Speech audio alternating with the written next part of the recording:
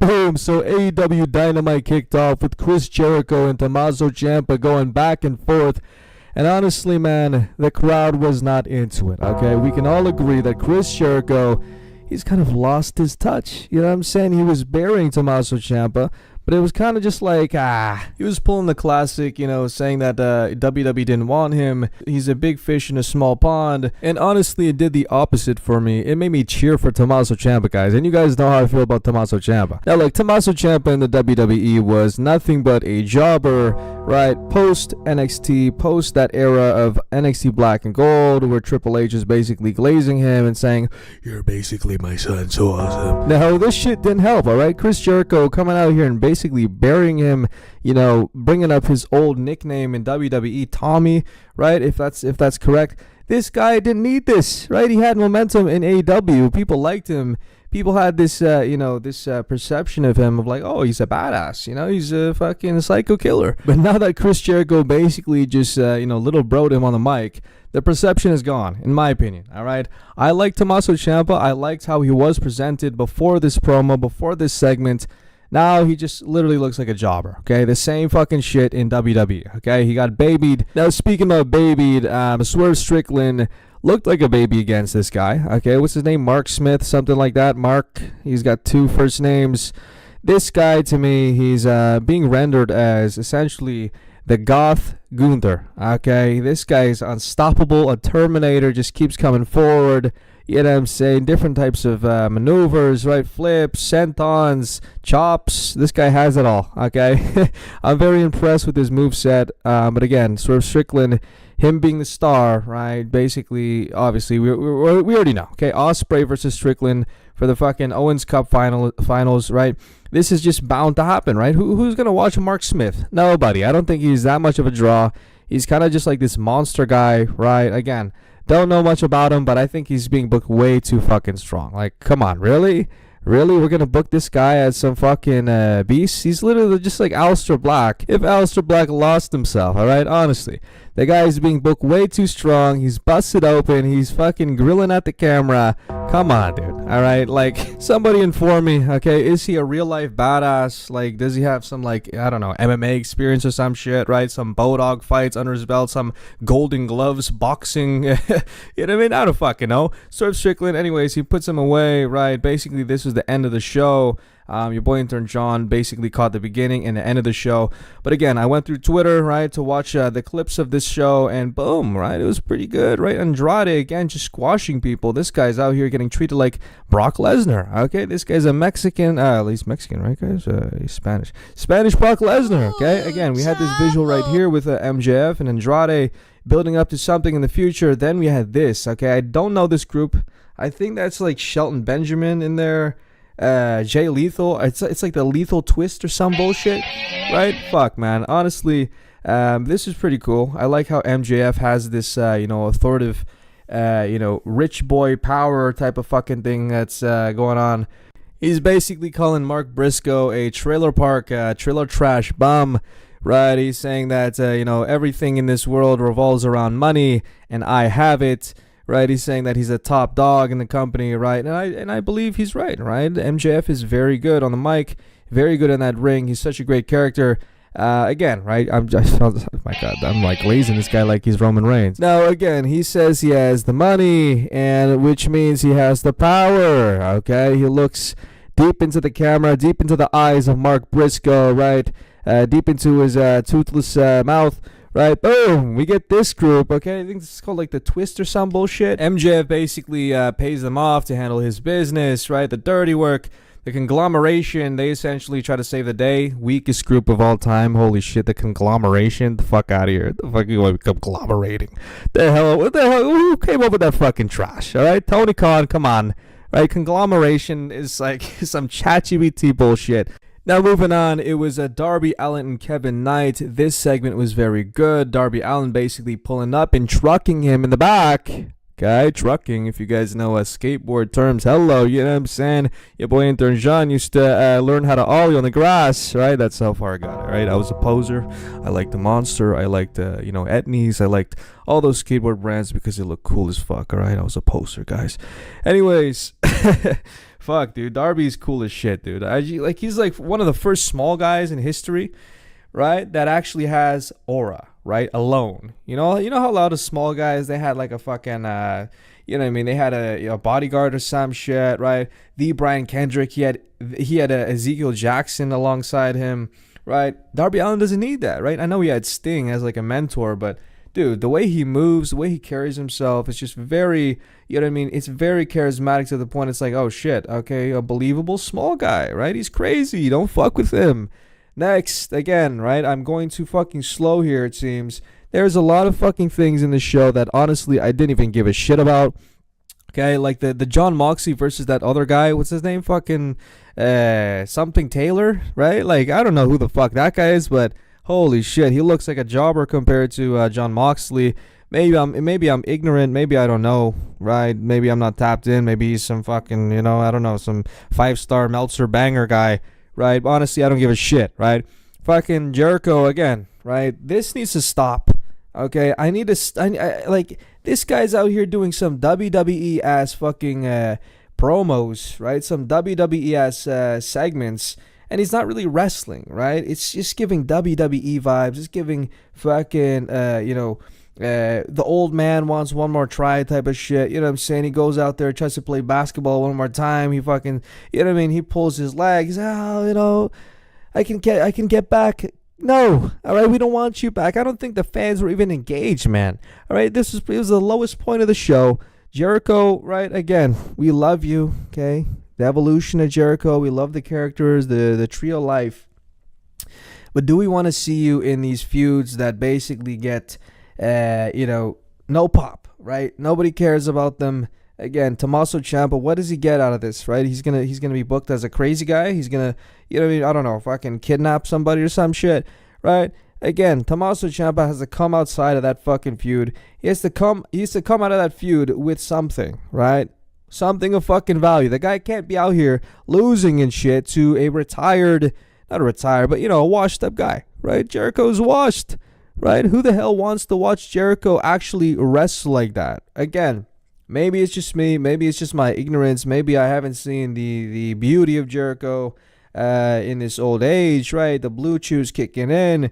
I know people love his entrance, Judas. Like, I want to see Ospreay. I want to see people like Swerve. I want to see people like Kevin and Jed. Fuck it. Even Speedball, motherfucker. I want to see Speedball out here winning championships. Maybe an Intercontinental Championship, right? Again, I don't know the equivalent to that in this fucking show, but tell me in the comment section. Again, Andrade out here fucking being a beast. I believe that he should have a faction, right? Not just like any other faction where there's a bunch of luchadors, you know what I'm saying, just glazing him and bowing down to every move.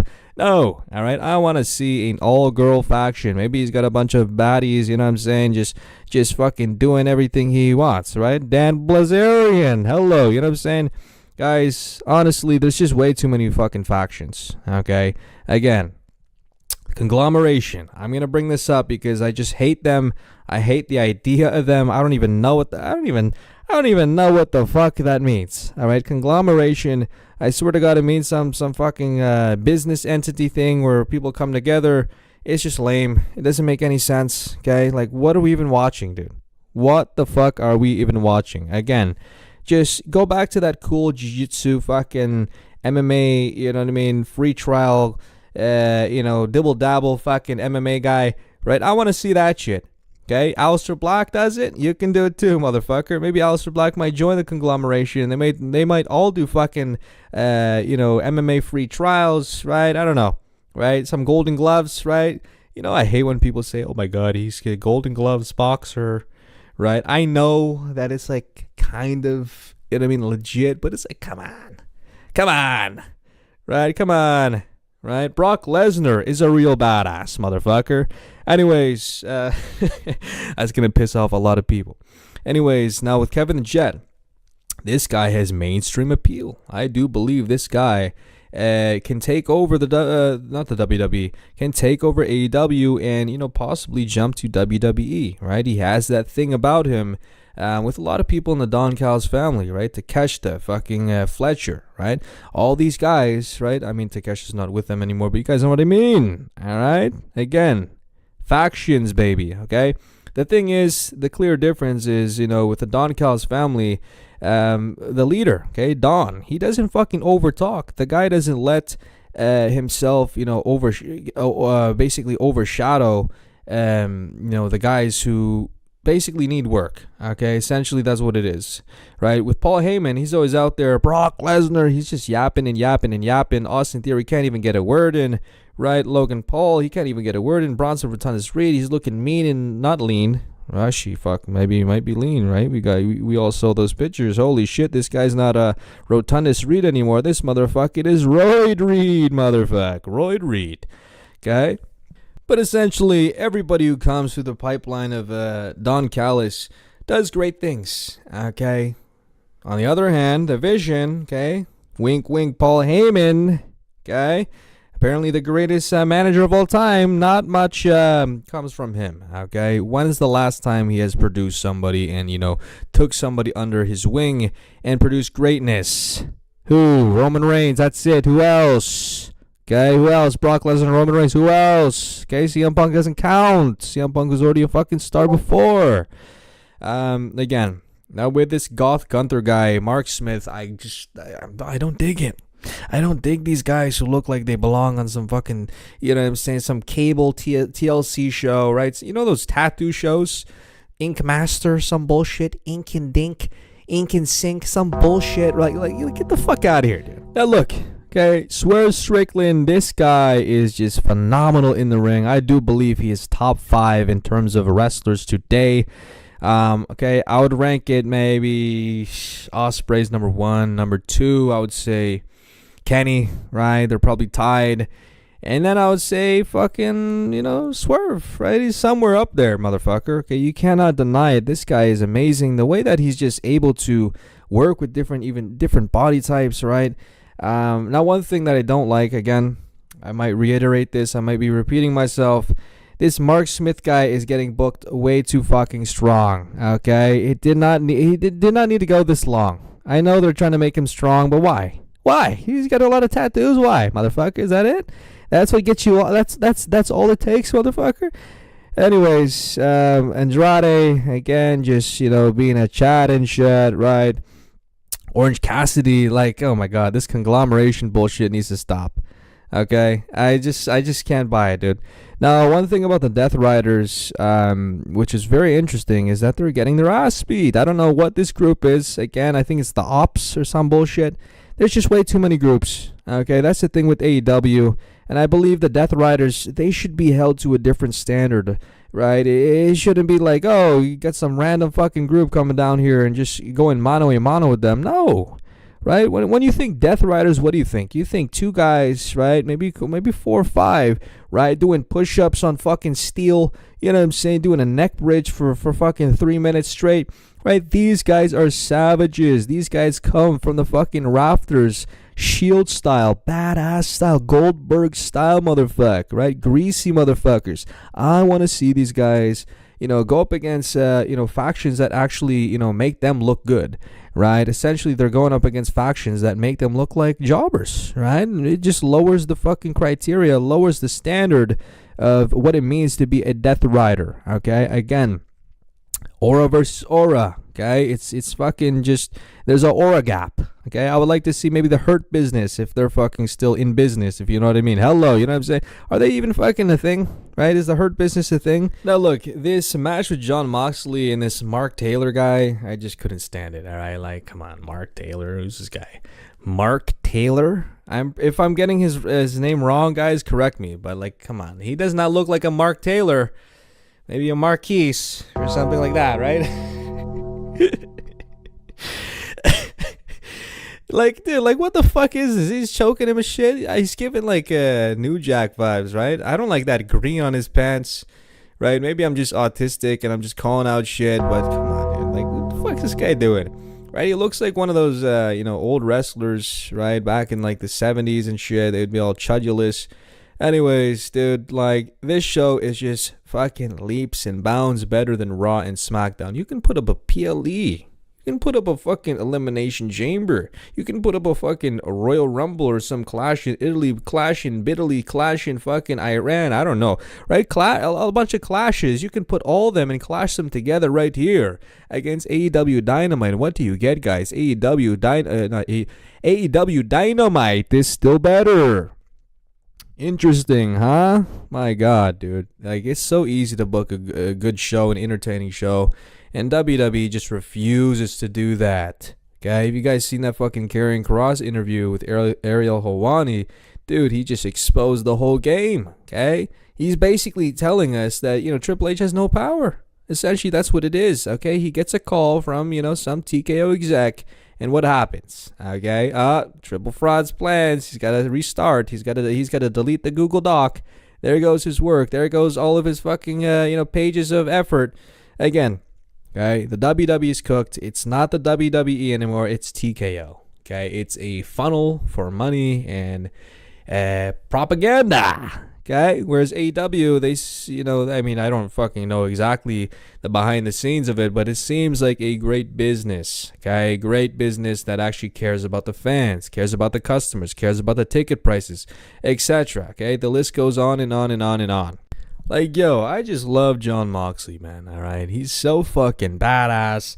He shouldn't lose. Okay, he should be the Brock Lesnar, the hardcore Brock Lesnar of this fucking company. Okay, now I heard some people, right, a little birdie in my comment section told me that he basically is, right. That's his equivalent. Now he shouldn't be fucking getting choked out in the manner that he was with this guy. All right, Mark Smith, whatever the fuck his name is. Marquise, right? I don't fucking know what the name is, right? But apparently he has a faction too, and they're going head to head with the Death Riders, guys. Wow, awesome, right? Way to put over your fucking most over faction. Okay, I don't think anybody really likes any other faction but the Death Riders. Okay, who really rocks the conglomeration merch? That shit looks like some ABCs, 1, 2, 3s, fucking fifth grader shit. All right, you know what I'm saying? When like the fifth graders, you know what I'm saying? I don't know about you guys, but I was basically fucking bred into wearing decent clothes, okay, because I had family members who would force me, okay, but the motherfuckers that wear the fucking the Walmart shirts and stuff, you know what I'm saying, it just looks like they haven't aged past that fucking face. Okay, he's walking around with a backpack. He looks like a campus fucking dwelling freshman killing weirdo, right? Come on, right? Go back to MMA, okay, please. Anyways, guys, right, the MJF shit, let's just see where this goes. All right, it's giving Sami Zayn and Cody Rhodes, right? It's giving Sami Zayn if he was I don't know, he lost himself, right? Again, Cody Rhodes needs to basically pull an MJF. I want to see this guy being a dickhead. I want to see this guy, having a crisis of some sorts, right? Maybe he becomes, you know what I mean? I don't know. They just got to figure it out, man. Okay, get Brandy or some shit, because Brandy, she's sitting at home and stuff, right? Like, come on, dude, really? You're going to let Brandy sit home when she can literally be a perfect fucking manager? She can add another dynamic to Cody Rhodes' character, right? In terms of like being heel. Come on, man. That shit would cook, man. Right? Again, TKO, WWE, they're allergic to good ideas. It seems like they don't care. Okay? They don't want to fucking work. They don't want to put in the effort to build a connection, a new connection, right? Because a lot of people are probably coming through the pipeline of fucking Jelly Roll and all these celebrities, and they don't know what the fuck's going on. They're like, who the fuck is Brandy? Whoa, Cody Rhodes is into chocolate, ladies? The fuck? You know what I mean? I personally think if Brandy were to come into the WWE, she could shake this shit up easy, just from her being around Cody Rhodes, right? Having that manager type of role, it will bring out a different side of Cody Rhodes. Maybe, maybe he stays face, maybe he stays heel, but it would just make shit interesting. Now, again, you might say, Intern John, are you just, you know what I mean? Are you just fucking saying that just because? No. You fucking weirdo. Okay, I see you, dude. Anyways, I'm sick and tired of fucking watching the WWE, guys. Okay, AEW. I'm pissed though because like my wrestling days are on Wednesday and Monday, sometimes on fucking Fridays. Honestly, man, like it's worth it though, right? I watched the show like fucking more than half an hour in, right? More than half an hour in, and I'm like, oh shit, I gotta catch up because it's like it's that good, it's that appealing to me. With WWE, it's like God, I'm skipping through the whole fucking thing. I don't give a shit about what happens. Anyways, let me know what you guys think in the comment section. I give this show a 7 out of 10, right? Pretty solid show. Aside from the Chris Jericho shit, like, come on, dude. Like, really? This guy's out here burying at the age of fucking 65. Like, come on, let Tommaso get his shit in, dude. Right? Anyways, you guys already know what this is. Get a high rise in work webs.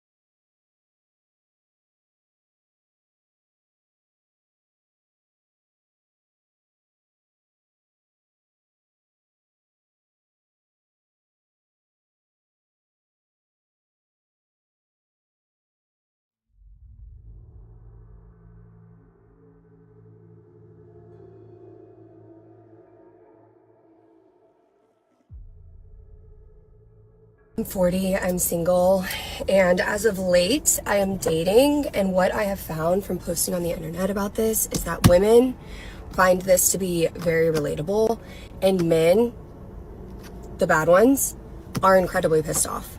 I am 40, I'm single, and I canceled a date tonight. I'm 40, I'm single, and I'm dating. I'm having a bit of a date-a-thon weekend. Like, fuck the guy being low effort, I want to be low effort. The date for tonight has been canceled and replaced. If you really, really, really want to find someone and settle down and get married, then I would suggest dating. I want those things too, and I wanted those things too. I'm 40, I'm single, I don't have any kids, and yes, I'm happy. I know a lot of y'all in here don't believe it. Ma'am, if you're so happy being single and childless, then how come you're still dating, ma'am? You don't need a man. all the women haters out there. I'm 40, I'm single, I'm child-free, I'm happy, and I'm also still dating. I hate to say it, but I am also still dating, but I kind of go through these ebbs and flows of like, I'll go on some dates and then I'll get discouraged and I'll just kind of like focus on myself for a while. I just had embryos created with an anonymous sperm donor to give myself options, because I think that the biggest and best gift that you can give to yourself in your life is options that have nothing to do with your incredible future husband. Isn't that really contradictory to call someone a wonderful future husband and then also say that they would be turned off that I created embryos when I was 40 and single with an anonymous sperm donor? How incredible of a husband could they be for me planning my own future, doing it my own way, not taking money from anyone else, and planning that for myself? Like, how? That's not someone that I would end up wanting to date. Someone that would be turned off by me making decisions for me before I'd ever even met them. What? Ma'am, only a simp would date and marry you at 40 with the kinds of videos that you're making and with your attitude. Only a simp, ma'am. What is worse, waiting for a husband to come along that's also gonna make an amazing father? I don't know about you, but like those are kind of hard to come by, hence why I'm single. So thank you. Did you hear that, guys? So basically she said she can't attract the man that she truly wants. An amazing father. I don't know about you, but like those are kind of hard to come by, hence why I'm single. So tell us again, ma'am, how happy you are being single and childless. Yo, being single is boring. What if I just unblock the whole graveyard and send out a collective hey? See who responds. Friendly reminder that if you find yourself thinking or saying to one of your friends about your current relationship, situationship, person in your life that, oh, but when it's good, it's so good, you need to end that.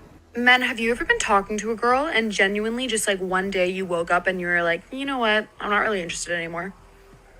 Does that happen? Has that happened? Yes, ma'am. When I was single and was talking to women, if I saw a red flag while we were talking, I would block you from the start, ma'am. I wouldn't waste my time. So yes. You're going to be okay. No. Listen to me. You're going to be okay. I know your mind is loud. I know your chest feels tight. Let me put that video from the start again so you can see, guys, how narcissistic they are. So guys, just look, she's setting up the camera, and what's the first thing that she does? Does she start crying? Does she do... No. She's playing with her hair, so her hair is in the camera and she looks good. These women are just narcissists, playing victim. Look at me and feel sorry. Just look, guys. You're going to be okay. No. Listen to me. When I'm sad and I'm actually grieving, the first thing I do is mess with my hair, so my hair is perfectly in the camera so you can see how beautiful I am, and then I start crying. Oh my god, feel sorry for me. So stupid. We're just going to skip this video because it's very stupid. As a woman, I want to remind you that we're born with an intuition on purpose. That's why you can literally have a dream. You know someone's doing something behind your back.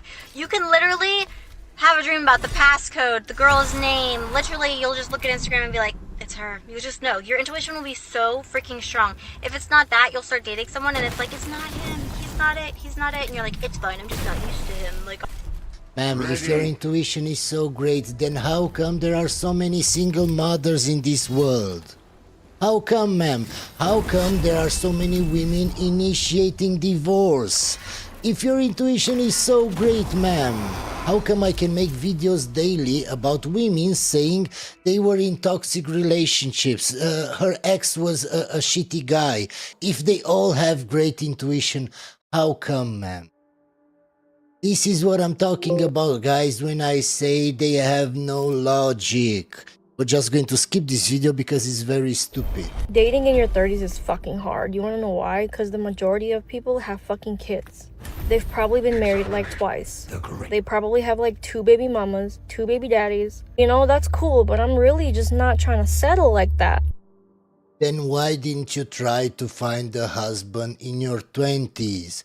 Oh, I'm going to tell you why.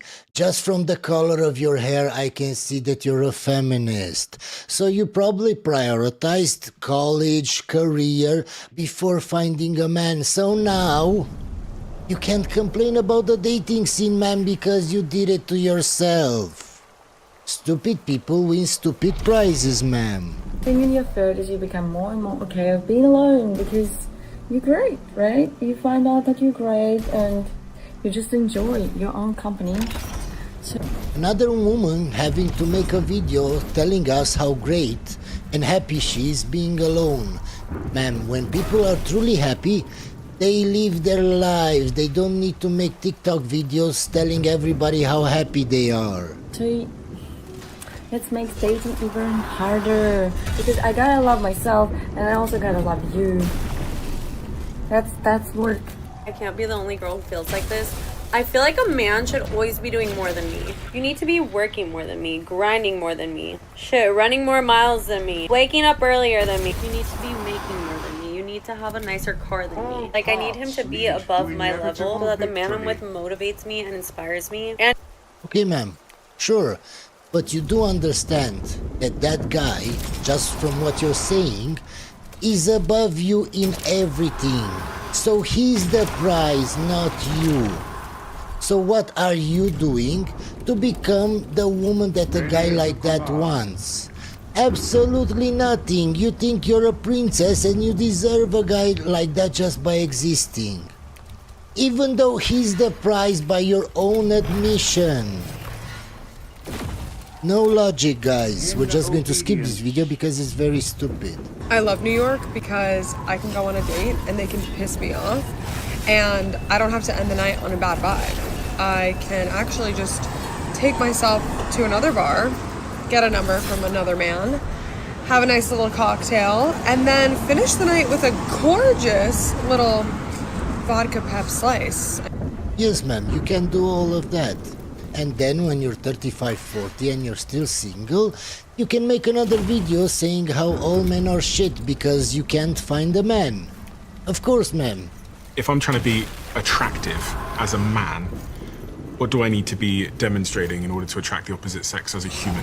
What you want are what we call honest signals of quality. One of the clearest honest signals for men to demonstrate for women is risk-taking. Now that seems bizarre. Why would taking a risk attract females? Well, it attracts females because there's two outcomes when you take a risk. You either succeed, showing just how skilled you are at whatever the domain is, or you fail and either turn into a road rash and therefore you've removed yourself from the gene pool, or you bounce right back up because you're such a robust organism. In either I would say it's more about competence. When you're truly competent as a man, women find that very, very attractive. In either case, you're demonstrating that's an honest signal of quality. I used to have a husband, and that was my person, right? So did he want to listen to me talk? I can guarantee you he didn't. I used to get on his nerves, okay? The majority of our marriage and our relationship was him tolerating me, which I knew, because there was very few individuals that I dated that was like, I really enjoyed this person. I have to applaud her honesty. Not many women would admit this. That's why I know that I'm annoying. And I'm okay being alone because, like, who wants to deal with this all the time? The actual truth, guys, is that so many women are annoying just from the way that they talk, their voice, and they don't even realize it. Hi, my name is Isabel, I'm 27, and I absolutely love dating, going on dates, meeting new people and falling in love. And people keep asking me, how the hell do you manage to have so many relationships and go on so many dates? Where do you find these people? You just become the town bicycle and you can find as many men as you want. Yep. Friday, I became exclusive with somebody. Yesterday, 2 days after we had that conversation.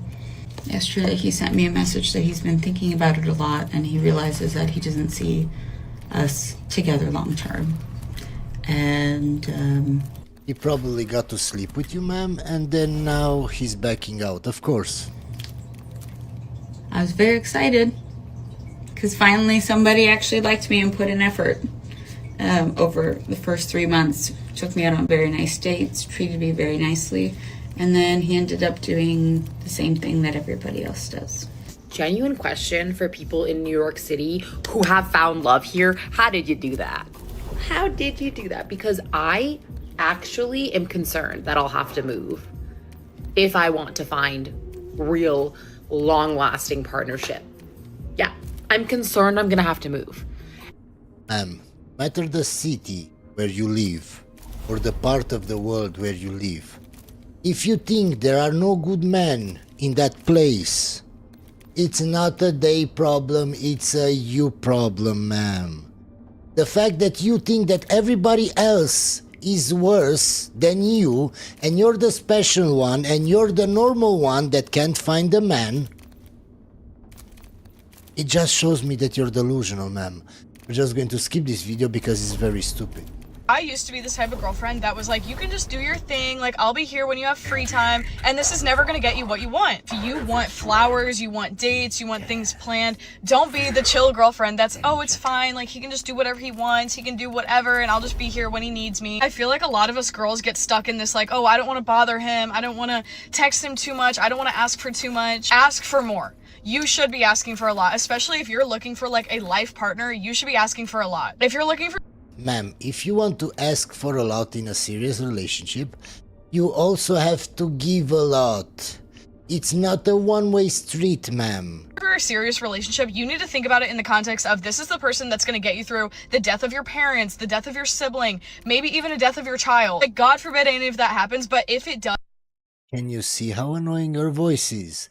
These are the women that I'm talking about. There are certain women that I personally, I don't know about you guys, but I couldn't stand to be around them for more than a few minutes, guys. You need a person that's there for you. Have high standards, and if they don't meet them, then move on. Trust me, it is better to be single than to waste your time hanging out with a loser that only makes time for you when it's convenient for them.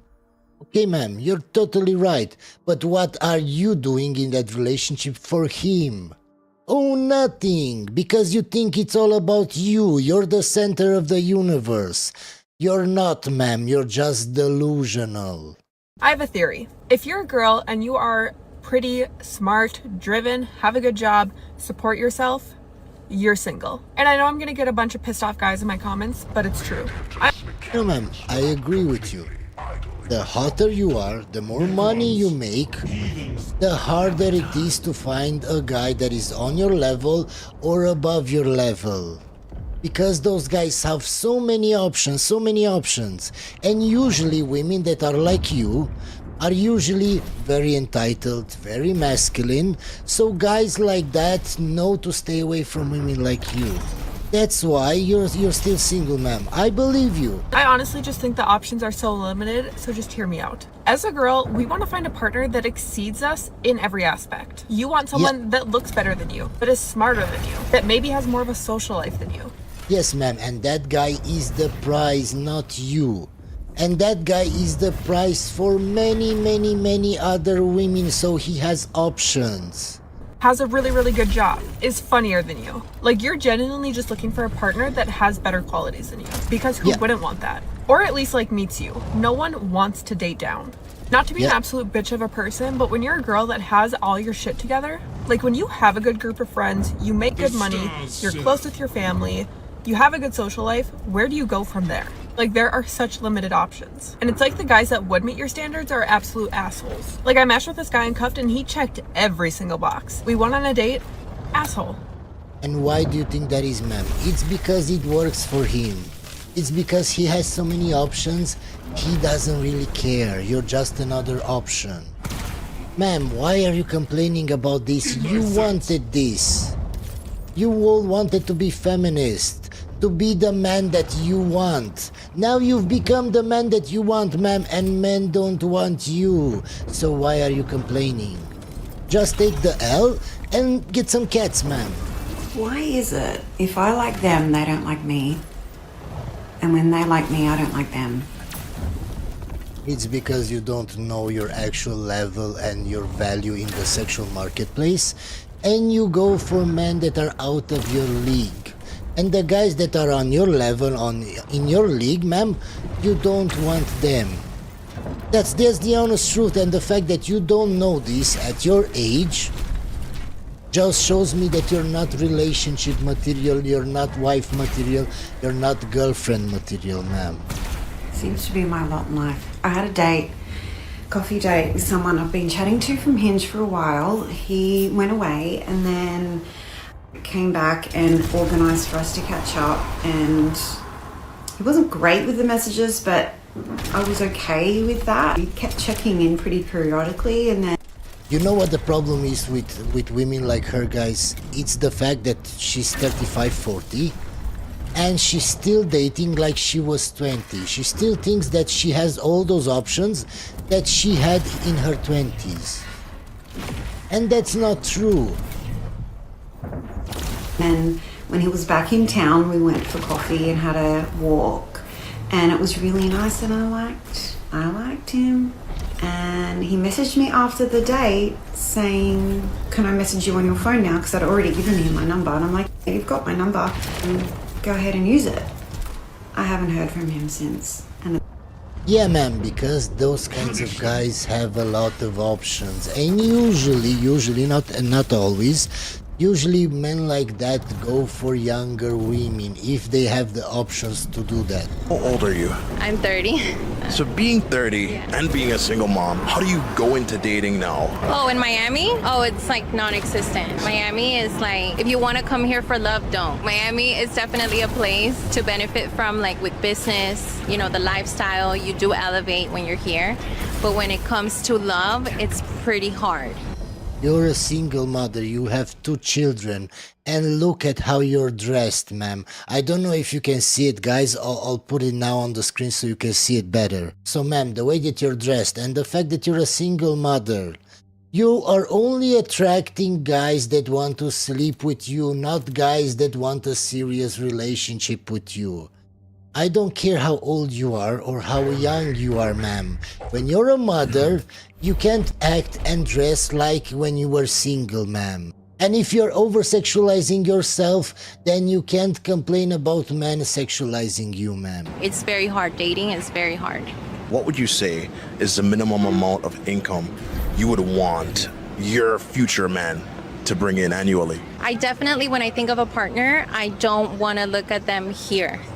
So I want to look at them here or here, you know? So they definitely have to be equal, I guess, as I am. Like, so I think like me put. So are you looking for single fathers with 2 children, exactly like you, ma'am? Are you looking for that? No, I bet you're looking for single men, and then wonder why you're still single. Putting myself in this position, I can attract somebody that's doing a lot for themselves already. If I had to put a number on it, I want to say like $1 million. $1 million as the minimum. Yeah. Do you bring in $1 million yourself? Yeah, I mean, so then I think like it's possible for a man to do that. Yeah, guys, she's just delusional. How can you be so delusional, guys? How many videos have I seen of women being delusional? Why do I keep getting surprised by how delusional women are?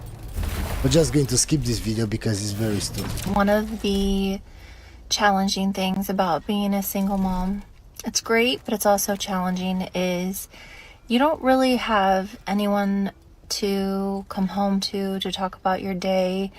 My kids are teenagers, they could care less. And talk about the wins of the day. Another example that women's intuition doesn't work. Because if it did, she wouldn't be single. Consider myself a boss babe. I am a project manager, plan construction projects for schools, and I just had a 10-hour day. I walked about 10 miles, 24,000 steps today. My body hurts, I'm pretty tired, but I'm also pretty proud of myself. Like, it took a lot of planning and logistics to move 2 schools today to get ready for it. Yes, ma'am, I bet you're proud of yourself, but men usually don't care about your achievements, ma'am. And the guys that actually care about your achievements, you don't want them, ma'am. They don't make enough money for you, ma'am. You just became the man that you want to date, ma'am. You, from what you said, I can bet that you're very masculine because you had to compete with a lot of men to get the job that you have. You had to work a lot to be in the position that you are, ma'am.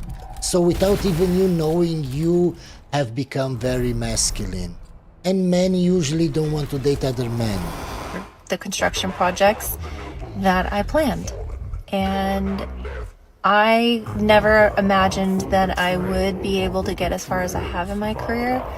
And I honestly think being single and getting a divorce is what pushed me to do more with my career.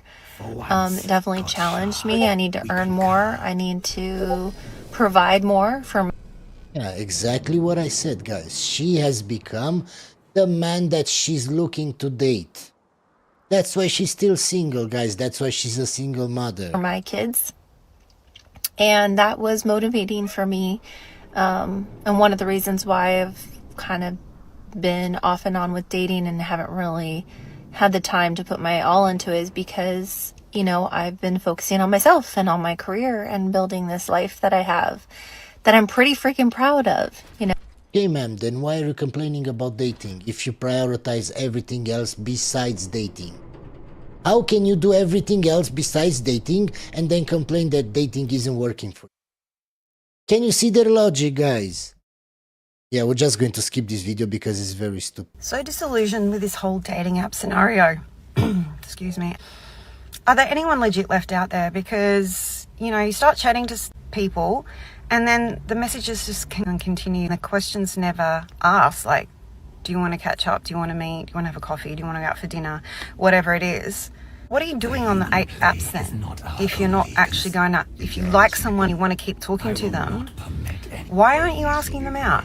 Is it because It's because they don't care, ma'am.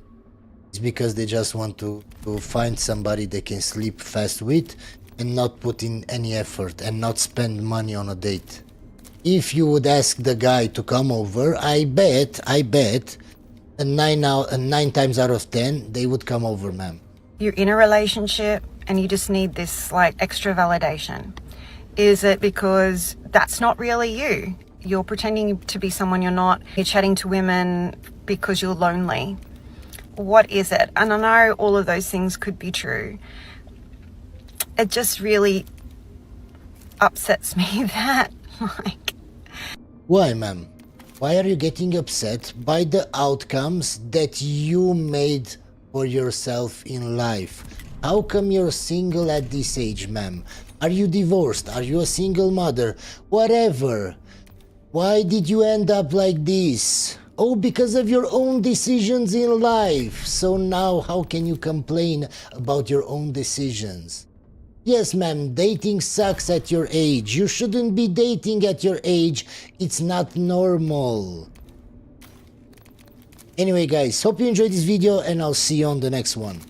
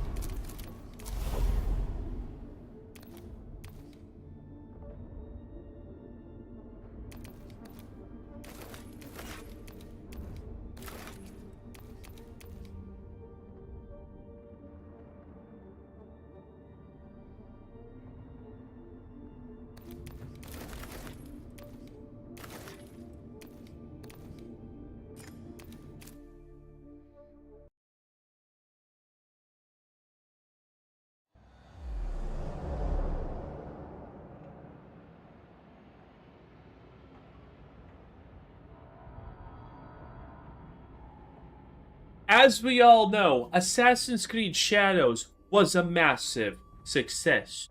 Only literally Hitler would disagree. Ubisoft themselves announced that Assassin's Creed Shadows, in fact, sold better than expected. Yes, that's right. No counter-argument there, huh?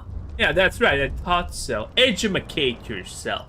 And not even to mention that, Yves Guillemot, the CEO of Ubisoft, also said that it costed only 116 million to make. Pretty much free real estate, honestly. You barely need to sell 2 million copies to break even at that point. Yes, Ubisoft, very successful company, somehow literally a couple of billions in debt, but very successful company, and as any successful company, it's now firing one of their developers. Man, I love these lies, they just never stop. It's very successful, sold better than expected. We're only in debt a couple of billions. Here's the 3rd or 4th or 5th round of layoffs. Man, these people really legitimately think that we're this stupid. They really think that we're gonna look at the sales, look at the Steam numbers, look at all of the numbers, look at all the data that we have available and say, yeah, this probably made literally billions, Ubisoft. Better sales than... What? I've said... It's fine that these companies are on a course of self-destruction, but it really does annoy me that they legitimately think that we're so stupid that we're gonna believe their obvious lies. Ubisoft has been struggling for years and their restructure attempts haven't really worked out all that well. They've canceled games, they've laid people off, and they've tried... I covered the restructure attempts, and they're actually more... If you haven't seen that, here's the too long didn't read of this restructuring. They didn't actually restructure anything. They're doing the same thing, the same way that they did. They're just desperate and they're trying to change the way that they look and saying, oh, we're making things better now, because they don't know what to do. Their restructuring is the same thing, but instead of departments, now they're calling it houses, which is dumb. To announce projects that people are going to be interested in, but it looks like they're taking all of this a step further because they have announced mass layoffs. We are hearing hundreds of people have been let go today, and it's Again, never be sad that these people are getting laid off. It's good that they're homeless, it's good that they will not have money. These are people who hate us, they don't support us, they think that we're evil, and they're pushing things that we do not like. They are looking always constantly down upon us, and best case scenario, these people are just kind of doing it for a paycheck, but at the same time, they are allowing evil to spread. So never be sad to hear that, oh, these people are getting laid off. Good! They deserve it. Never make this mistake. They deserve this. Looking like a bit of a bloodbath. I have a few different things to show off, but before I get into the topic, if you enjoy the content I create, check out the links in the description. Join the cruise ships now. They have tried to... Like the video, takes less than a second. Do it right now. And thank you everyone who does, greatly helps out the channel. Because if you're like, people are gonna see this. So like the video right now, maybe subscribe.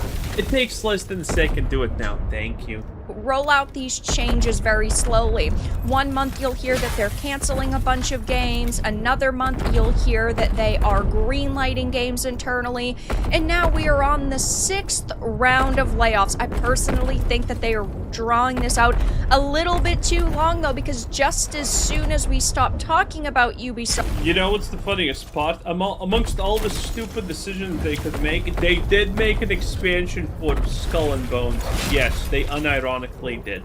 Often controversies with them.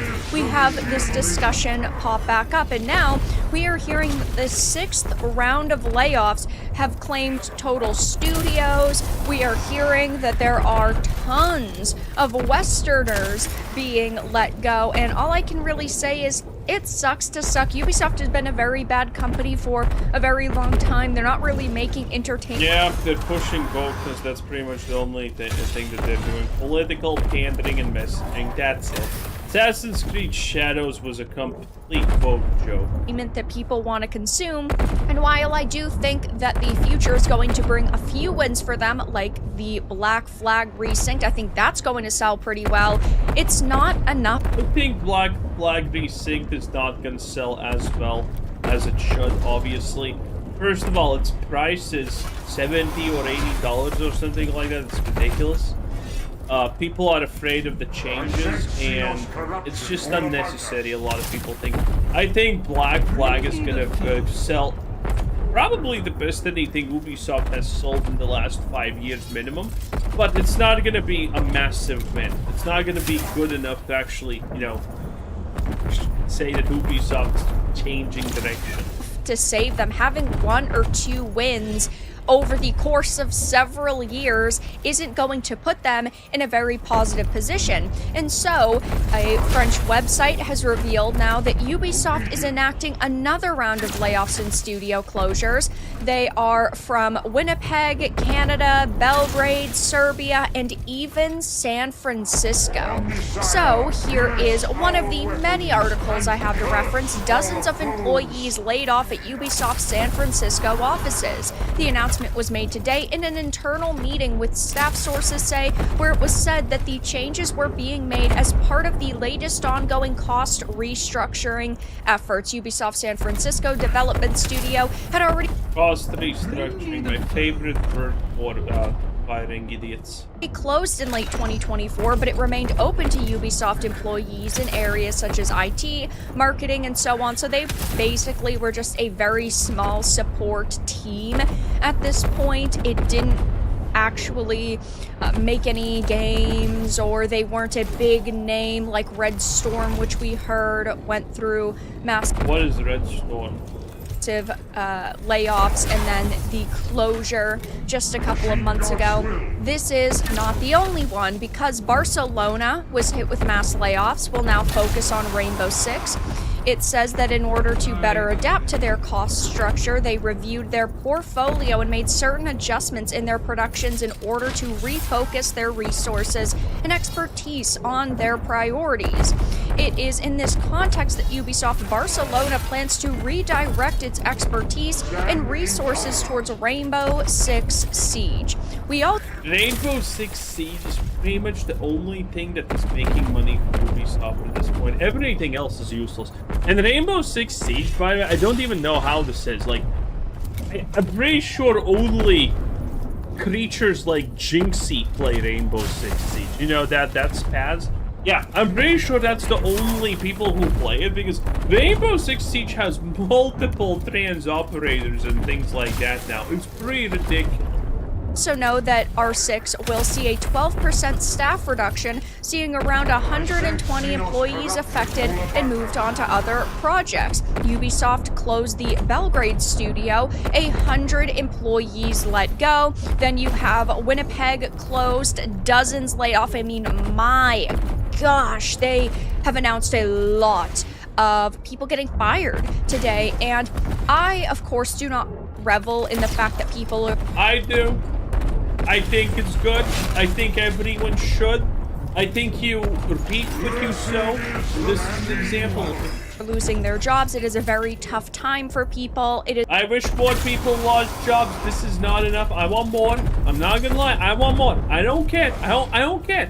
I don't care if you can't pay your bills, blah, blah, blah. I don't care if you're gonna be on the street. Actually, that makes it more good for me, okay? You're just making me want to wish more that you would lose your job. It's always very sad when you join a studio and you feel like you're going to have a bright future there and you're very excited. But the issue that we face is that there are a lot of activists within this industry, and there are just a lot of untalented people. There are individuals who have admitted that they've joined the video game industry because they see that it's making a lot of money. Bringing in over $200 billion a year is absolutely insane, and they of course want to move up the food chain. They want to have a position of power and authority in this space, and they think that it is an easy win because these companies have ballooned so much. They have greenlit so many projects and their ranks have grown. And so that means there are going to be people that try to join this industry, like the Anita Sarkeesians, for example, not because they care. Whoa, Velma, please. Okay, listen. Anita was a pioneer. She was a trailblazer. Okay. Unironically, she was, by the way. If you did not know, she unironically is.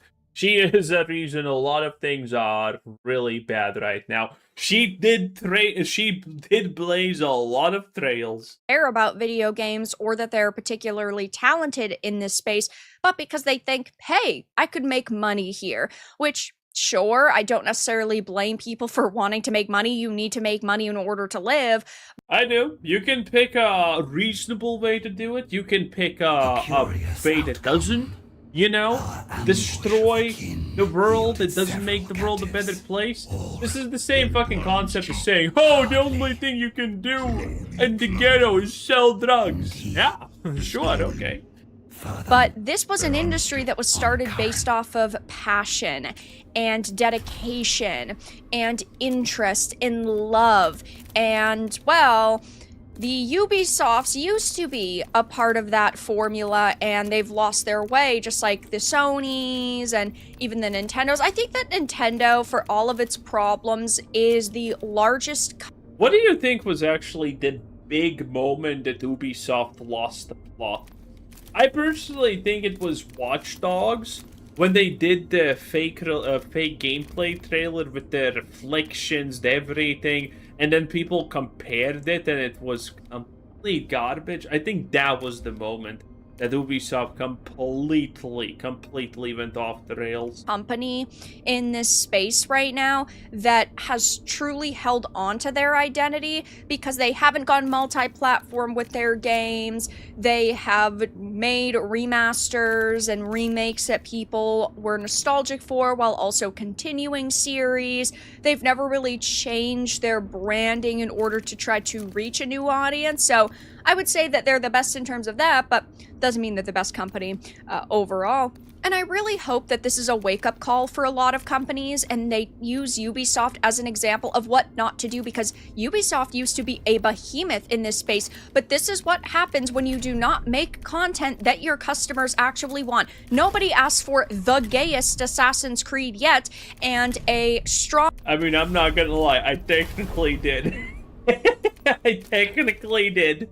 I wanted them to go overboard with their stupidity. I wanted to see how bad it can get. Strong, independent woman who is fighting evil men that have been keeping her down, and really she's fighting the patriarchy. That's what Hex is going to be, and I don't think that that's going to do very well among the Assassin's Creed fans. I don't think it's going to sell as well as maybe they were hoping. Assassin's Creed Shadows, great concept, having an Assassin's Creed game set in Japan. People had been asking for that for years, and they put the least amount of effort into it possible. And then, of course, they caused controversy with saying it was historically accurate. Not a good look. People have been waiting for so long for Beyond Good and Evil 2, been so hyped for that. Where is that? Nowhere. They're canceling Prince of Persia games. They aren't listening to what their customers actually... Remember the Prince of Persia leaks? What they wanted the heroine to look like? Oh, jeez. Want, and... really, they're just facing the consequences of their own actions. And with the announcement of all of these new layoffs and the restructure continuing, I want to also remind you guys that just a couple of months ago, we had heard that this was happening again. The ceasing of game development at Red Storm Entertainment really upset a lot of people because of what they had made previously, right? Tom Clancy's franchise for most of its existence. You also had some other things like Assassin's Creed, Nexus, VR, not that anybody particularly cared about that, though they were working on a Splinter Cell VR game that people were excited for that got canceled. So just a lot of big changes very quickly. Now, I'm not going to sit here all day and read all of these posts being made about it, but a lot of people are just saying, I feel like I'm witnessing Order 66 over here. Damn. Yep, well, that's a good thing. I bet people are not really unhappy. Assassin's Creed Black Flag save Ubisoft. I do think that it's going to make them money, but I think that they would need 10... Will it actually... I don't know if it's gonna be break even. It's hard to say. I don't want to give any predictions on this, but people want Black Flag remake. It's very... people are very interested in it, but it does seem like people are very skeptical about it though. And its price tag of $70 or $80 is not helping at all, obviously. So, this is not a good situation kind of yet. It should theoretically make money, but I'm a little bit skeptical of calling it. It should. I mean, it's a remake. It's probably not gonna cost them 200 million, right? I think not. No, granted, I don't actually know how much remakes cost. I'm kind of in the dark. Maybe it's 50 million. Maybe it's 150 million. Maybe it's 250. I don't know. I don't know the first thing about how much remakes cost, to be honest. So I can't predict this. But just gauging what people are saying, thinking, and whatnot, it does seem like a lot of people are not gonna be just jumping in on the remake instantaneously. Maybe if it's good, but we already know that they're censoring things, so that's not good. Super successful games in order for them to start feeling comfortable again. And we know that things like Assassin's Creed are also being handed off to Vantage Studios, which is the Tencent and Ubisoft creative venture together. Will they be able to do a good job? I mean, I obviously hope so. I don't want Assassin's Creed. I mean, listen, it's still Ubisoft at the end of the day. For the remake, we're just gonna honestly have to see. I don't think it's gonna be as successful as some people think it's gonna be, but it's not gonna be a massive failure. This is not gonna be Skull and Bones, 5 people bought the fucking game. It's not gonna be that. It's gonna be obviously way better. It's gonna probably also be better than Assassin's Creed Shadows. But, again, it's like... Again, I can't tell. I don't have the knowledge currently to make a good guess. I can make educated guesses, but I don't feel confident enough to, you know, actually do a prediction just yet. Anyway, that was Mommy. Bought a dot, 10 out of 10. Bye!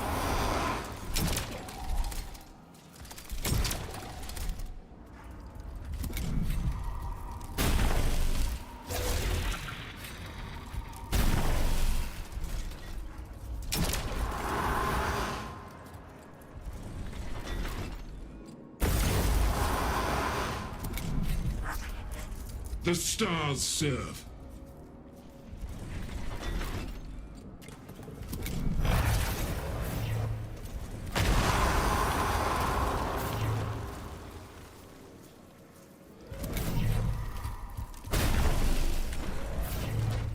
All shall burn.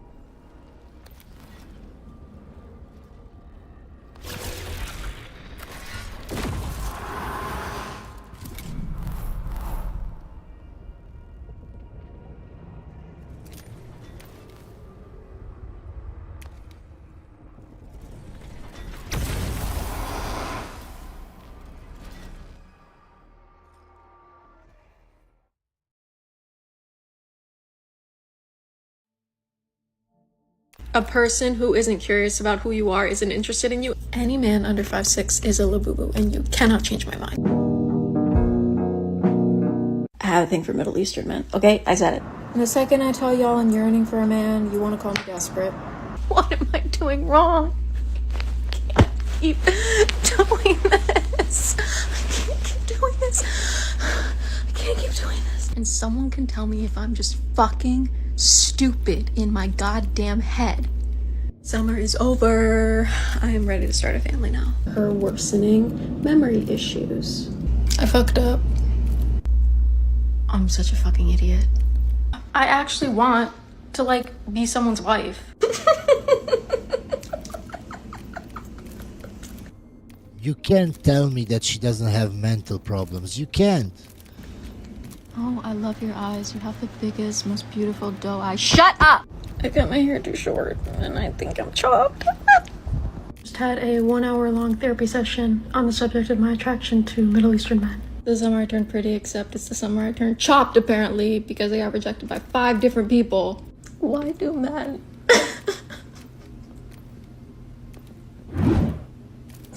Just remember, queens, if you have to take a Xanax because you can't stop tweaking because a man hasn't texted you back, it takes courage to admit that. As I said before, mental problems. Why not just tell me when I sent one of the reminders so I could arrange for a different sneaky link to come? Either way, I need a sneaky link there. I'm gonna be drinking. Accidentally showed a man my crazy side too soon. I love making men explain to me over and over again in like the most detailed way possible. There is a very big correlation between mental problems and piercings and nose rings. Why they don't want to be with me. 35-year-old fucking men not knowing what they want has got to be the funniest goddamn thing I've come to experience on this earth in my 24 years of life. I tell people up front that I'm insane. And I don't know if they just like assume I'm joking or something, but then when I start acting insane, they get like really fucking surprised. Ma'am, I believe you. I swear I believe you. Everyone's like, oh, you're young, you're 24, like explore your options, sow your wild oats. I don't want to explore my options anymore. I've been exploring. Been fucking Ibn Battuta out here. Shit ain't sweet. Let me clarify the situation. This man comes to my town to see me. 24 hours, love bombs the shit out of me. Begs and begs and begs me to crack it. Don't let him crack because I see the situation for what it is, and I was very distrustful of him, despite all the right things that he was saying via the love bombing. He says, I like you so much, and I've been waiting to find someone like you for years, so I will be back as soon as I can, which is in 2 weeks, to come see you again, to make you mine. And then he leaves and proceeds to fucking ghost me.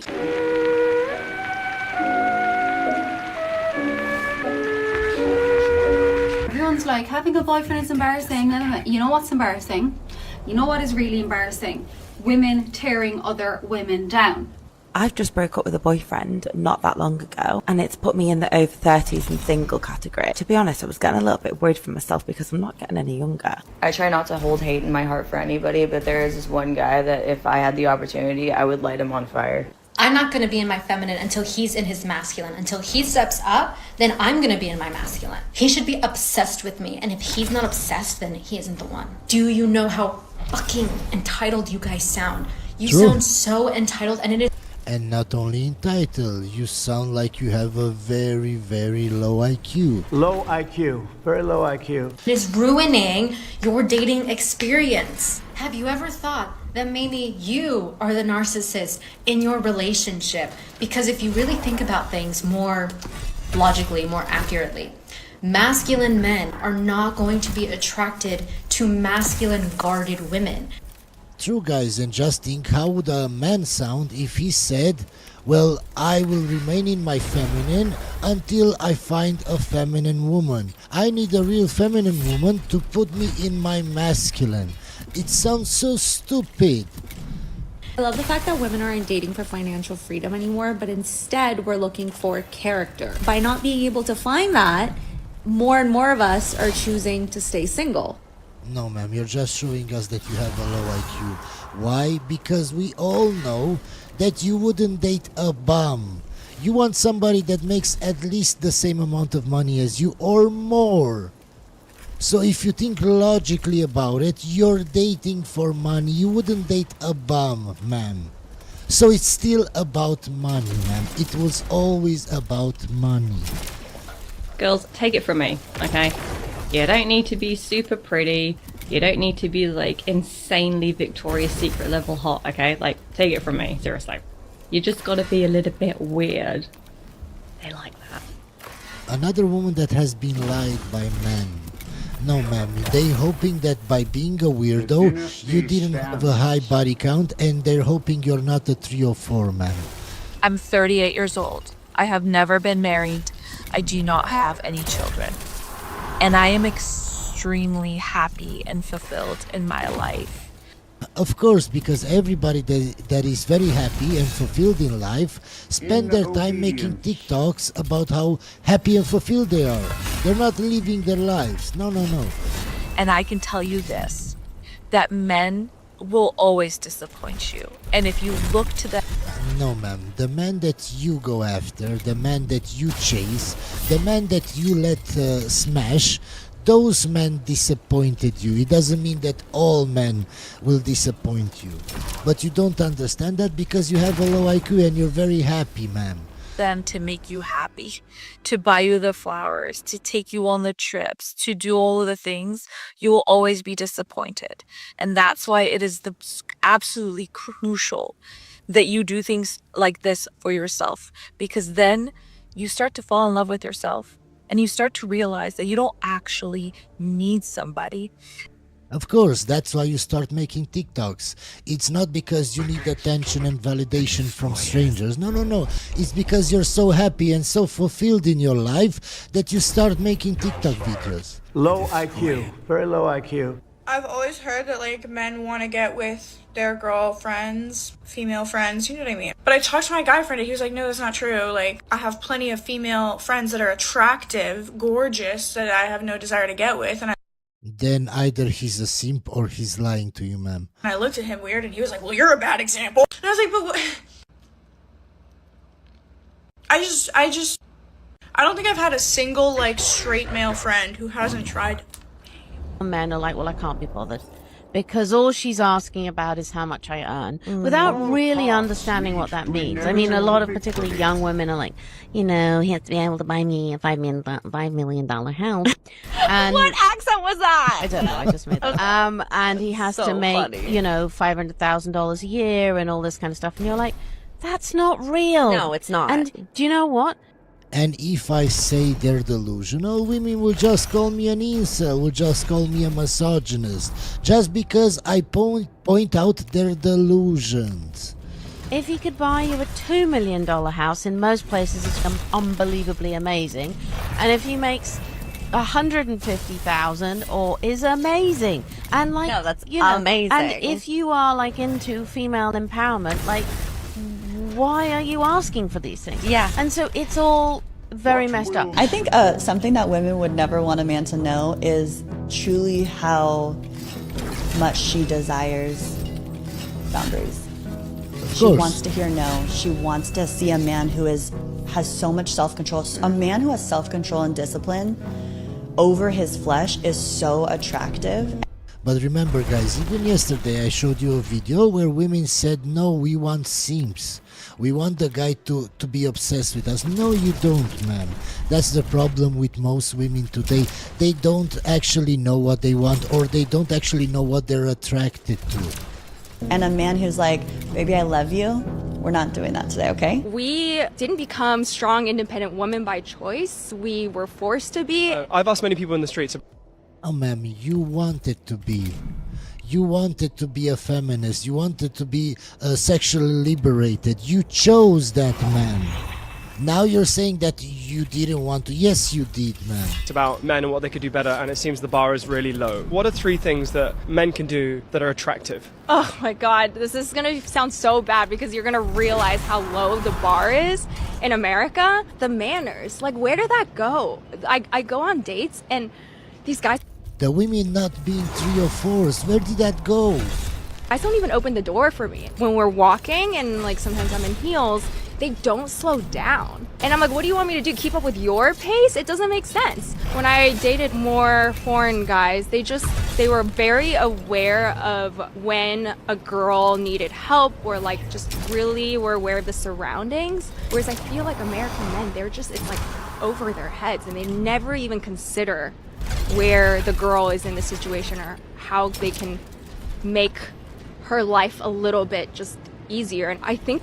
Okay, ma'am, let's say the quality of men in the USA has gone down. Do you think that's a result of because the quality of women in the USA has also gone down the drain? Do you think maybe there is a correlation there, ma'am? No, of course you don't. And you're talking about men making your life easier. But do you make life easier for a man? No, it's all about you.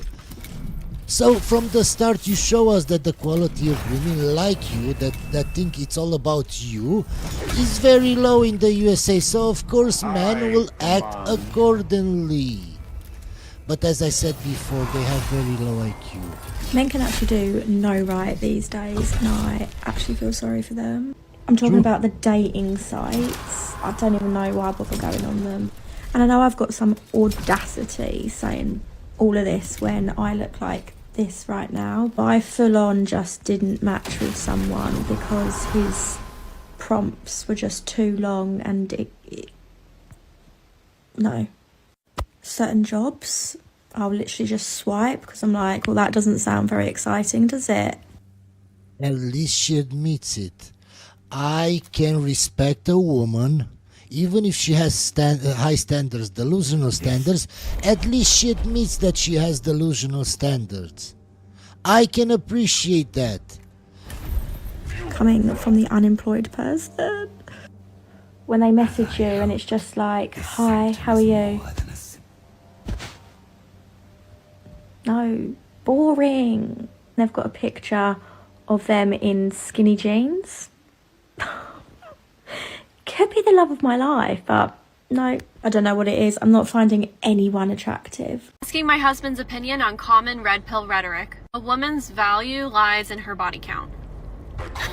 That's so stupid. Stupid. My guy, it's only stupid because you're stupid. You haven't seen or read any statistics, any studies that show that the more sexual partners you have before marriage, the less happy you will be in that marriage and the higher chances of divorce. So you, by saying that's stupid, you just show all of us that you are stupid, that you didn't do any research, my guy. What do they believe about men then? Where is their value? My guy, women and men are not the same. Women are attracted to men that have experience. Women are attracted to men that can attract or sleep with a lot of women.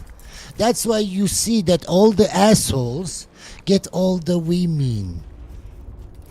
I think they just believe men don't lose value. They just have it. Well, it cuts both ways. No, ma'am, that's not true. Women have inherent value. We need to prove our value, ma'am. So see, everything they're talking about, they don't even understand. They probably watch 1 or 2 videos, but not the full video. They saw some clips, some shorts, and now they're talking on what they saw, but they don't even understand it. They don't understand why we say the things that we say. They just saw some clips. So, if you're going to believe that, then you should believe that your value is also tied to it. If women want equality, they need to be paying half the bills. False. Definitely not. Okay, so how can you say you want to be equal with a man, but you want him to pay for everything? So you want the benefits of a relationship, of a guy protecting and providing, but you also want to work, and he should also take care of the kids, and he should also do everything around the house, exactly like you, because you want to do those things 50-50, but he should also pay all the bills. Can you see their logic? They have no logic. We're just going to skip this video because here there are 2 people. One is a feminist and one is a simp, and they go together until she gets bored of him and she divorces him. And once she takes half his things, my guy, you will change your mind. So I've come to the conclusion that men can't win. You cannot leave work early because then you're not providing, but you cannot leave earlier either because then you're not spending any time with the family. You can't show too much emotions because then you're vulnerable, but if you're not showing any, you're a robot. You need to take charge, but not too much charge, because if you take too much charge, you're controlling. True. You have to be confident, but not too confident or you're arrogant. But if you have no confidence, then you're obviously just weak. So regardless of what you do, someone's not gonna like it. So what are you supposed to do? Whatever the hell you want. And don't apologize for it. The guy is 40 years old. 40 years old, to think that you're going to date women who don't already have children, who have never been married, is absolutely absurd. Ma'am, I'm 38. My girlfriend is 24. I have friends that are 40 or over 40, and they only date women in their 20s. Women without kids. Here it's not very common that women in their 20s have kids, ma'am. So it's only absurd in the USA because most women in the USA are delusional. That's why, ma'am. But here it's not so uncommon, ma'am. Absurd. I never hid anything, and quite frankly, I called him out at the bar, and I'm just like, oh, so you don't like kids? He's like, oh, no, I like kids. I can't date somebody who has a kid. I'm like, oh, you can't date somebody who has a kid? Maybe you should put in your profile that you don't like children. She's mad. He can like children, but he doesn't want to raise somebody else's children. How do we not understand this? My kid and your kid are not the same. I can love my kid and kids in general, but I don't want to raise your kid, man, because that's not my kid. She's like mad. So she is trying to shame the man because she's upset that he has that boundary, that he doesn't want to date a single mom. She's actually mad at him for having a boundary. Okay. Why aren't you mad at yourself that you dated, you married, and you had a child with a guy that you didn't like, that after you divorced? Because I'm sure you're the one that left, ma'am. So why did you choose the wrong guy? Why aren't you mad at yourself because you were stupid? This is one man. This is the problem, ladies. Like, you can't purposely not tell a man that you don't have a child, and then when you go out on that date and you find out that he does have that boundary, you can't be mad that he doesn't want to see past that and get to know you. Like, it's okay for a man to reject you, but I get it, like, women are not good with rejection, and here and we saw videos of women saying that they will lie to the man on the first dates, not tell them that they have children until the guy gets attached, and only after that they tell him that they have children. Here's an example, but what's not okay is you then shaming him, saying these things about him that you just don't like kids, to his face, and then also making a video about it. My husband and my sister have become way too close. And I don't know what to think anymore. Wait, is this the light one or the dark one? You're not gonna tell me. I'm not gonna tell you. We shall see. I'm 27 and I've been married to my husband, who's 30, for 2 years. Things were good between us until my younger sister, who's 24, started spending more time at our place. At first, I was happy to have her around. It made our home feel warmer. But now, something feels wrong. They talk all the time. They text late at night and share jokes I don't understand. Sometimes when we go out, they walk ahead together, laughing, while I trail behind. No. It feels like I'm watching my own husband forget I exist. Oh, no. I tried to talk to him about it once. He told me I was being jealous and dramatic. Oh, no. Big red flag. My sister said the same thing, that I was reading too much into things. As I said before, I don't critique only women, I also critique men. You shouldn't have a better relationship with your woman's sister. No, that is not okay, my guy. Your wife, your girlfriend should be your priority. If she isn't, if you have more fun with her sister, is not okay, ma'am. You should leave that guy. But I can't shake this feeling. It's like they have a secret world that doesn't include me. The moment that broke me was when I saw my sister wearing his hoodie. She laughed when I asked about it and said, quote, he told me he's cheating, ma'am. Leave. I could borrow it. I smiled on the outside, but inside, I felt something snap. I don't know if they've crossed any real lines, but emotionally, it feels like I've already lost them both. My heart keeps asking if I'm imagining it, or if this is how betrayal actually begins. What is the biggest red flag you completely ignored? I was in a relationship and he was pretty misogynistic, and I looked the other way for quite a while. Okay, ma'am, please explain to us what is in your head misogynistic. Because if I say I don't like how that woman acts, or what she said, or how your friends act, it doesn't mean I'm a misogynist. It just means that they are acting crazy, ma'am. Because I needed him at the time. I wasn't ready to launch into that big compatibility issue because for me that was a deal breaker and I wasn't ready to break the deal. At what moment did you realize it wasn't serving you? I made a pretty big life change and got a new job, and I had really great people around me. She started making more money than him, so she left. And I think it was once I felt all of the support of my friendships, I was like, oh, these people who've known me for such a short time and this person who's known me for years and years, who has completely intertwined his life with me, is not as kind to me as these other people are. And I wanted better. What are some of the signs that a man has this character trait? If they talk with their boys in a way that is rude or in a way that they wouldn't talk around everybody else, that's a pretty big sign.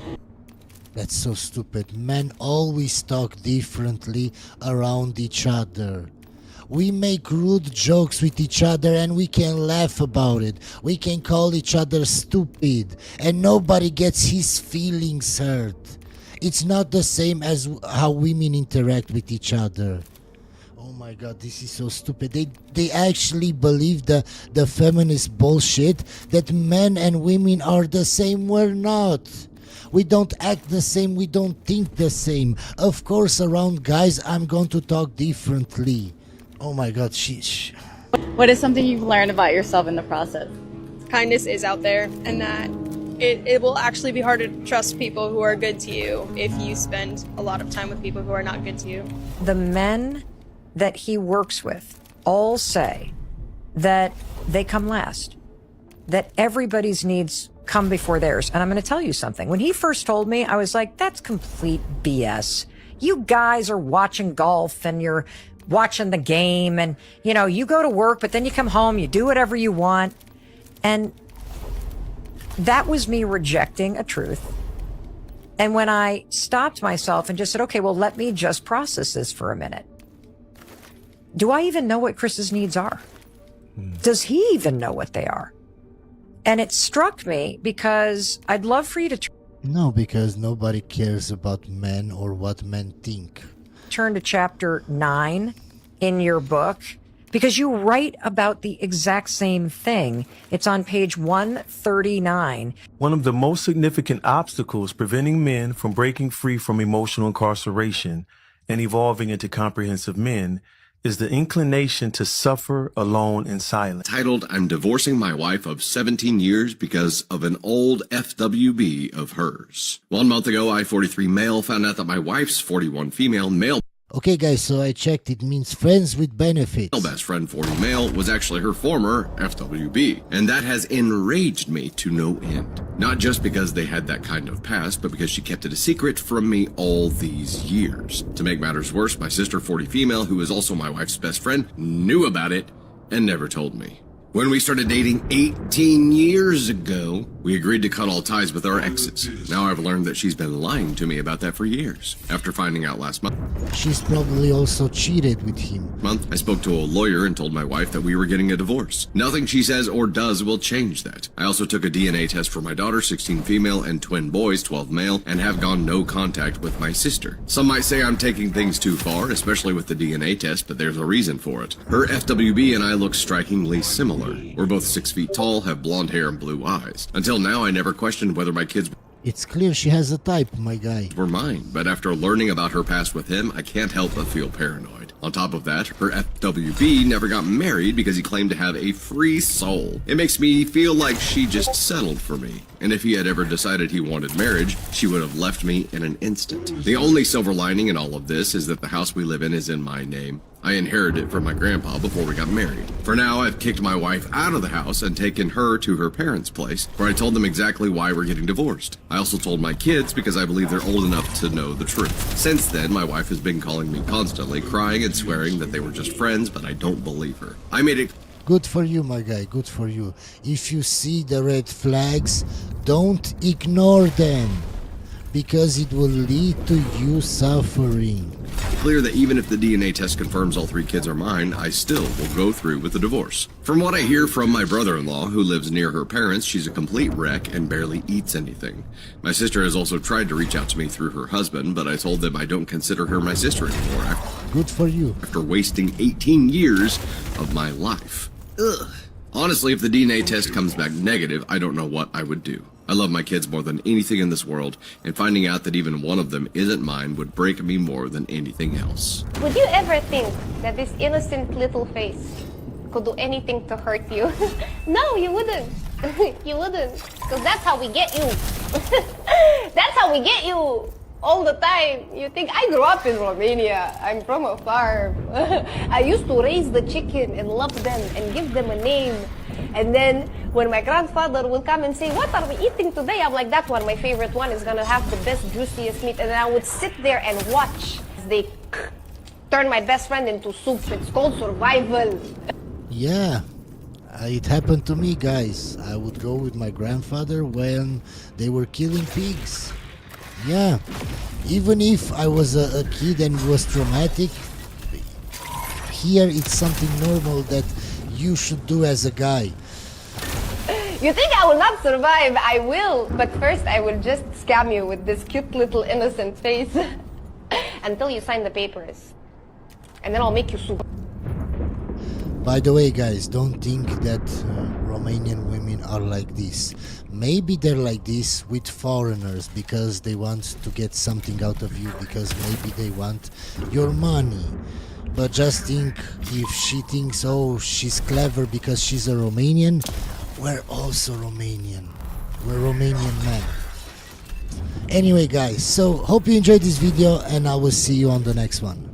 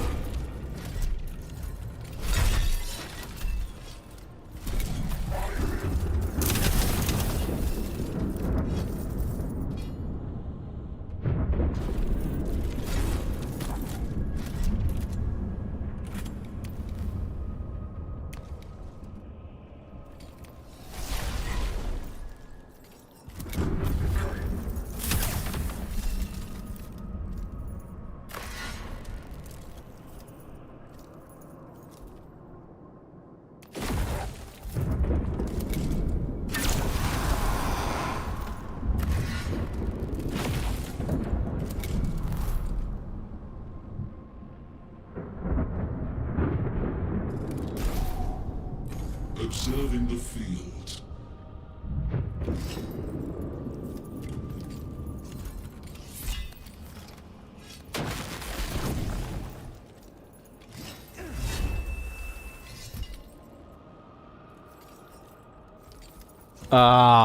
Hi, I'm Arthur, and this is part 15 in a 20-part series I am doing covering the All-Stars chapters of Space Marines. The best of the best, the ones you need to know about, though likely, considering you're already watching this video, you know about them. Do you need to have seen the other parts to understand this one? Nah, not really. Pick and choose as you see fit, but it would make me happy if you did. When you read 40k, you become jaded, cynical even. You become especially annoyed at various ideas, including but not limited to overuse of space marines, the overuse of Latin when simpler phrases would suffice, the overuse of the phrase inky blackness to describe things. No, seriously, I'm a fan who loves me some prose, but why is it that at least once per book I've ever read for anything that's from the Black Library, that phrase is used to describe how dark it is outside? It's weird, I don't know why. Above all else, the one thing you learn to hate about the setting, or at least something that you will eventually become understandably jaded about, would be the overwhelming bureaucracy that was in the setting pre-8th edition. A lot of modern day stuff has been progressed due to the main people of the setting pushing to add new stories of battle as the main focus. Back in the day, the main driving point of the 40k setting was to talk about how shitty it would be if there was so much red tape for no reason other than A, the charts said we do this instead, or B, well, I would be mildly inconvenienced and I am of a higher social standard than you. It basically led to the whole setting being stagnant, and that's the whole point. The whole point of 40k in the past was that it was a setting that stories happened in to a certain date and no past. Not a grand sweeping narrative that progresses and all that with side stories. But me bitching aside, why bring up bureaucracy? What does that have to do with Space Marines? Brother or sister, but most likely brother. Look at the title of the video. So, the Astral Claws are a fun chapter of Marines to discuss, as they have a hell of a tenure.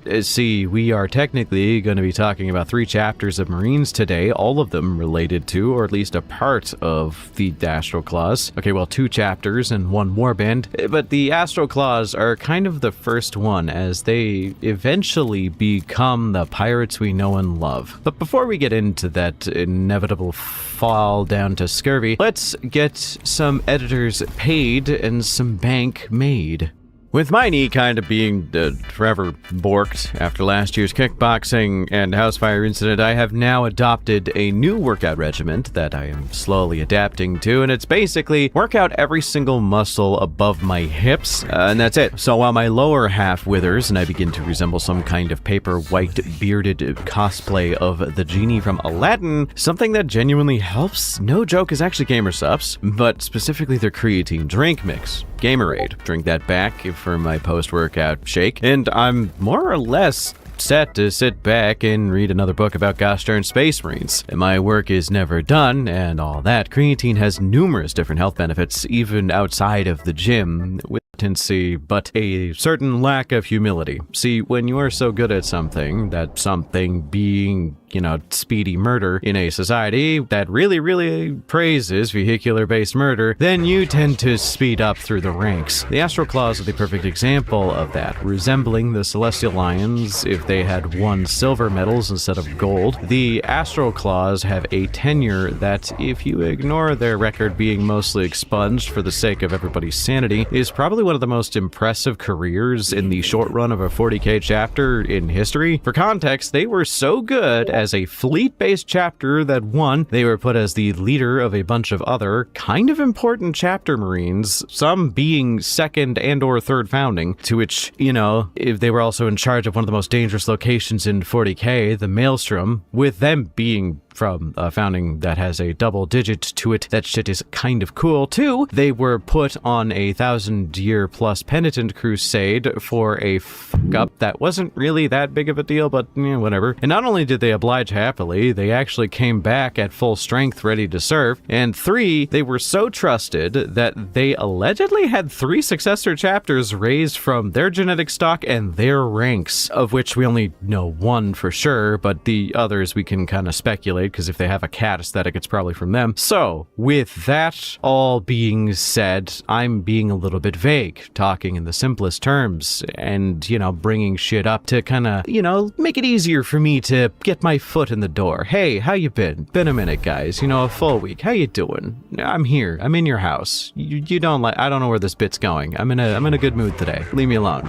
And also, your printer needs more ink. In the simplest terms, in their heyday, the Astral Claws were a chapter hailing from the 10th founding of Marines that were kind of created to shear up the borders of the Imperium. Basically, the lines were not being maintained, and in order to create, more divisible lines of where taxation is supposed to be, who's in charge of what, and so on, they had to make a couple chapters to do that, and thus the 10th founding, or at least that's what we assume they were there for. And to their credit, the Astral Claws did this job with gusto, most likely coming from the lineage of Guilliman or the Lion, because the Astral Claws are incredibly well-mannered, but also focused with the practices of governing, but also very not good at picking up on the, tone of a room. The Astral Claws were incredibly stable in terms of gene seed and temperament for a while, with an eye for practicality, but a lack of understanding as to why practicality in this very impractical universe may be looked down upon. You can kind of see why Guilliman or the Lion are the best choices here. Though, we'll get to what I mean with them not understanding why in a little bit. Calm the fuck down. They were weirdly hyper-focused on being the bestest Space Marines to ever Space Marine. So, as we know, Space Marines are shock assaulty style troops of the highest order. Thus, they are meant to go in and respond as an assault force faster than you could defend as someone on the receiving end of their assault. As they were initially a fleet-based chapter, they had worked to master this tactic, hitting them hard, fast, and in great numbers, and making sure that if they had to retreat, the damage that they had induced wouldn't be easily recoverable. This also led to them having what is widely considered the best non-White Scars successor Vikers in the setting. Weird, right? They served with distinction is the short end here, but there was always this air of hubris to them that was incredibly hard to ignore most of the time. Essentially, though they did see themselves as the defenders of humanity, they didn't see themselves as the defenders of humans. They were trees for the forest type. A single tree doesn't really matter in regards to the forest, so why should we care if it gets cut down? So this led to them having, at first, a bit of a mildly cold opinion of humanity that would steadily devolve into a callous disregard for human life. Man, take a shot every time someone in 40k started off as a good boy who would never hurt a fly and then turned into a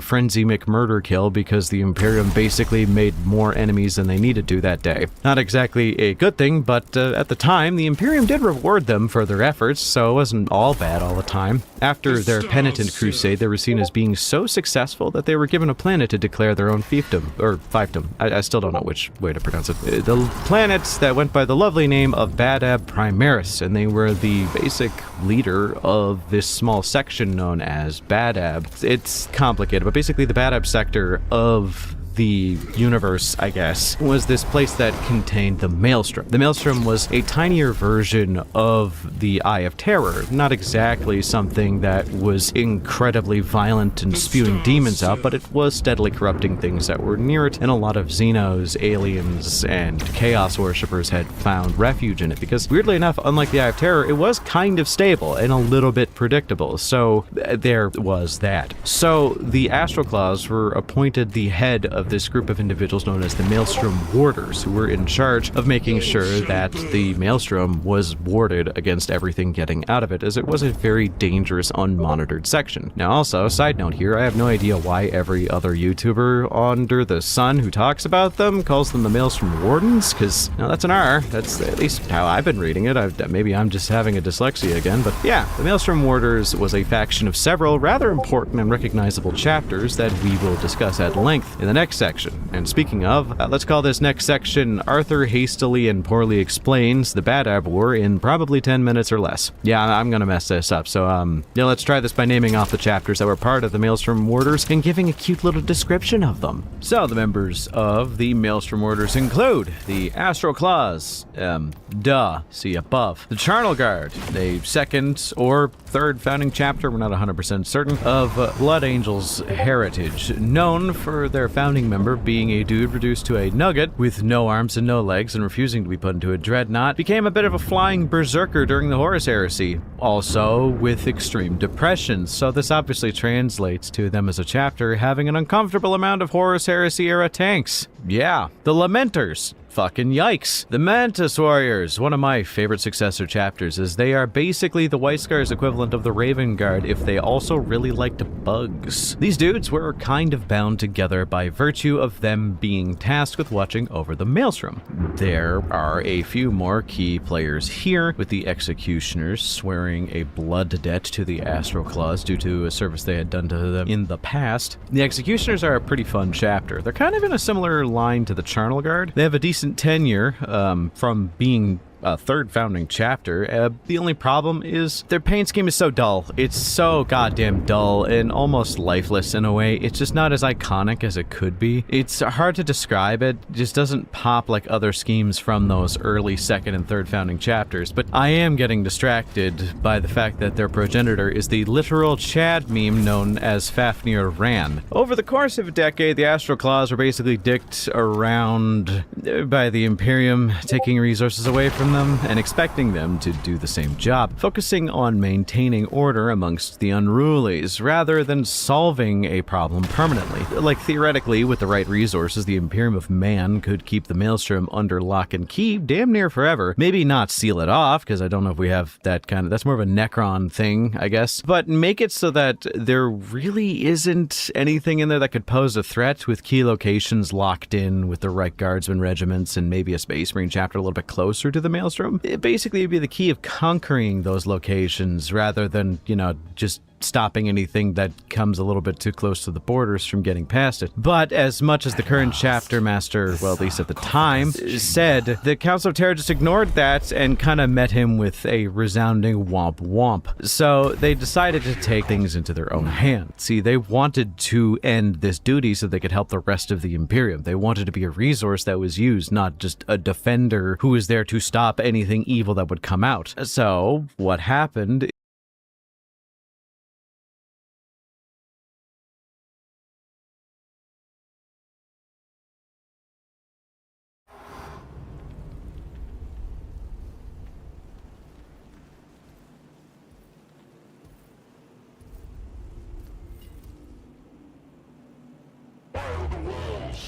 What would you name this move?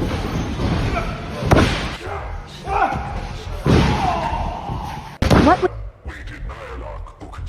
The final traitor to a throne.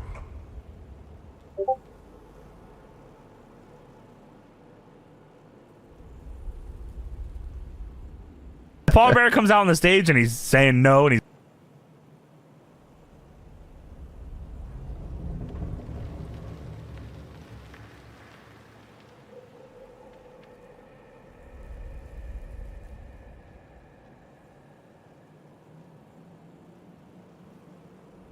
The Vanguard, bowing, scraping Nifisha, the Pharaoh's loyal dog.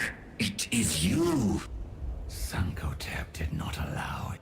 Oh, I see. You are the foulest stain.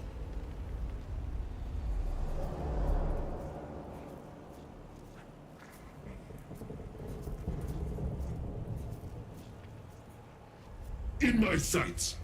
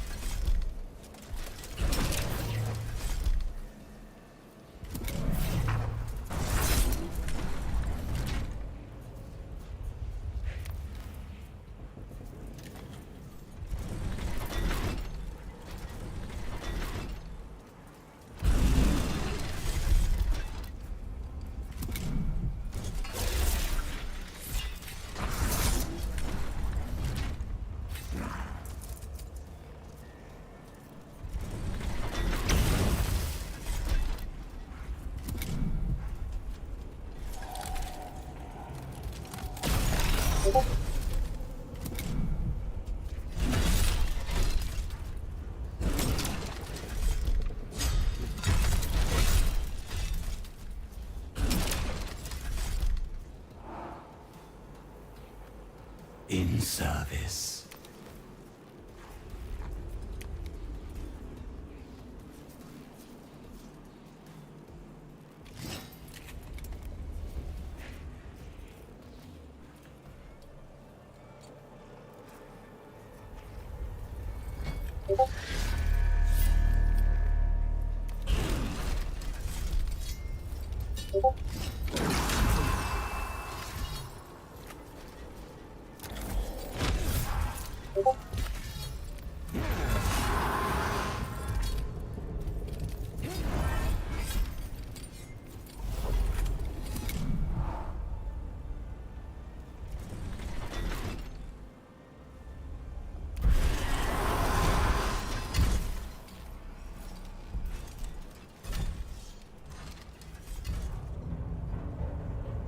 You lie bested. Nyarlathotep has helped. No, Vargard. The fury of the I tire of your talk. Your trinket has no power to save you now. It will only... It is not too late.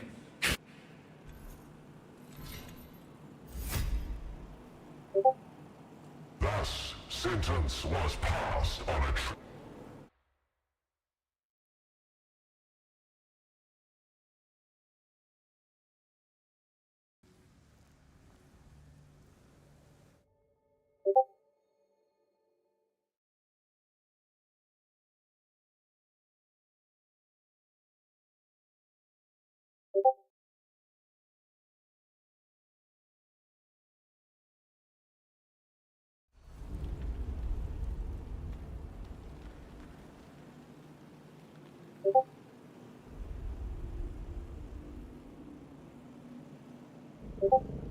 You are the Necron who breached this tomb before us.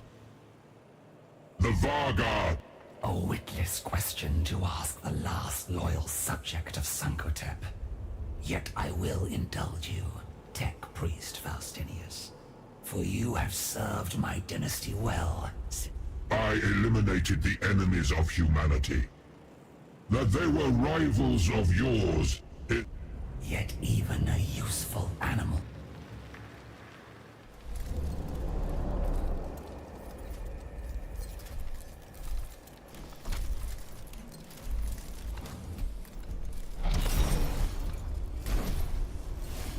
in my sights.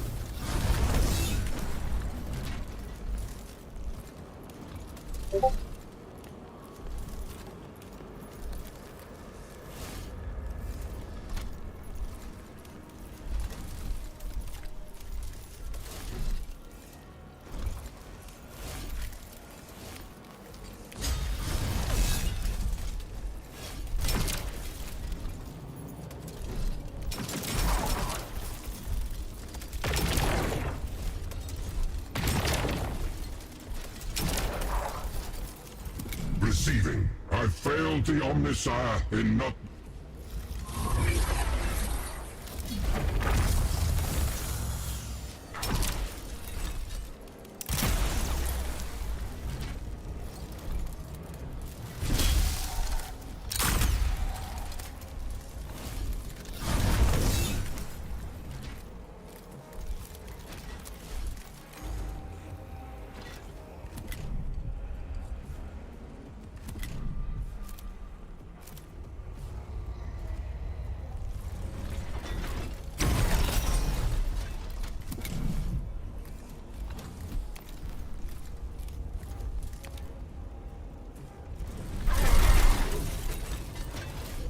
Ready?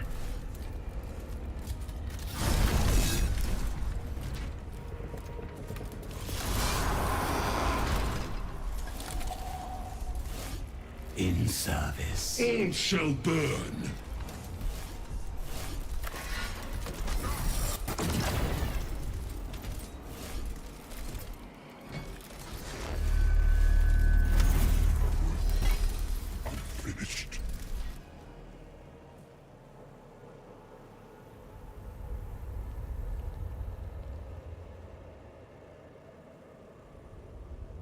My lord Sankotep called you vermin, but you are more than that.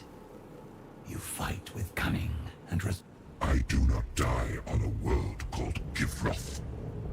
To die in this tomb is a far great...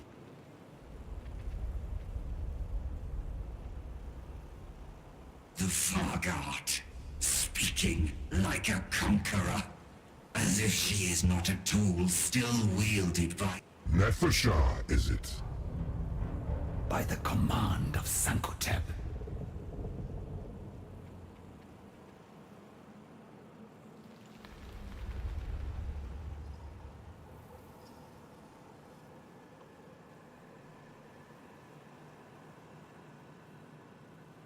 The Nyalak was slain for a third and final time. Having... It is done.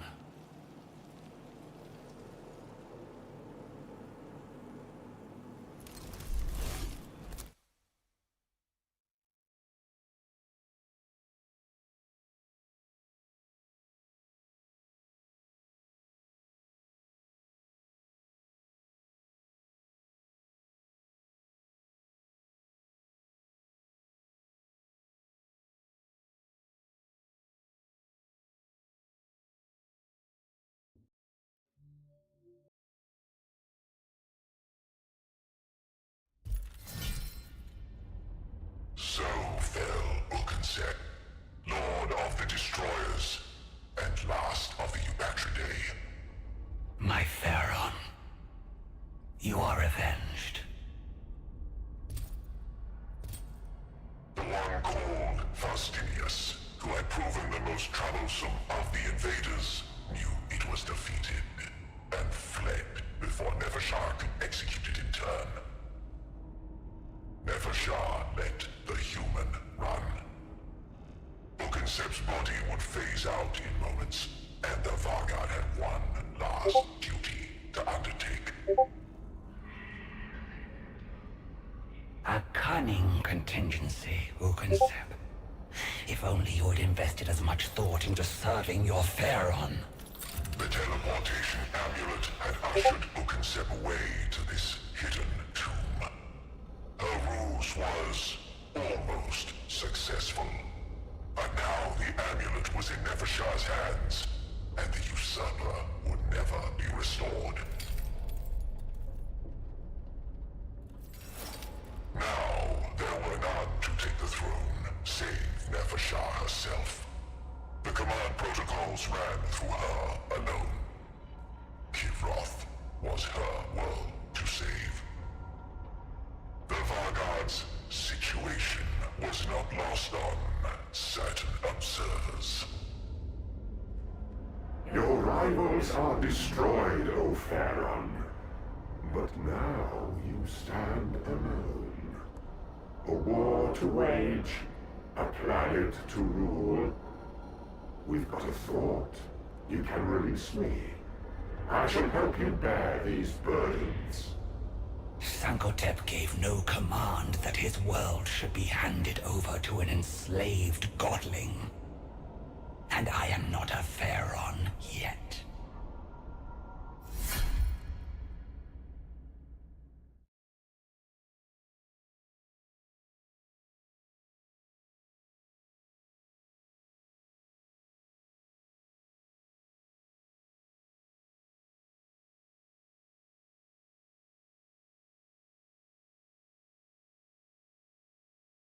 Nefershah had brought justice to the usurpers of Sankotep's throne.